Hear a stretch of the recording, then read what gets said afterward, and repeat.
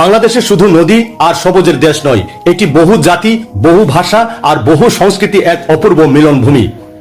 পার্বত্য চট্টগ্রামে চাকমা, মারমা, ত্রিপুরা, মধুপুর অঞ্চলে গারো, কোচ, সাঁওতাল, হাজং, খাসিয়া, মণিপুরী সহ অসংখ্য আদিবাসী জনগোষ্ঠী শত শত বছর ধরে এই বাংলার মাটি, পাহাড় আর বনকে আগলে রেখেছেন।